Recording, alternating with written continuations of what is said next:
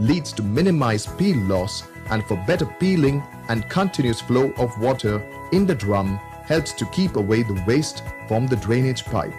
The drum storage capacity is about 6 to 8 types of plates named as Sally plate, useful for sticks like chips, and raffle plate. All plates have adjustable special material blade. Our machine avoids less deposition of broken pieces in the disc. It is a top feeding machine and does not require sliced potatoes into water.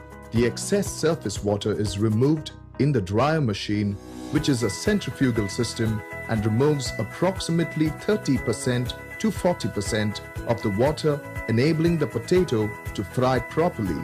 This machine contains a stainless steel bracket with storing capacity of 8 to 10 kgs of fryer to be operated by diesel or kerosene. This system is ideally suited for potato chips, banana chips, and fryams.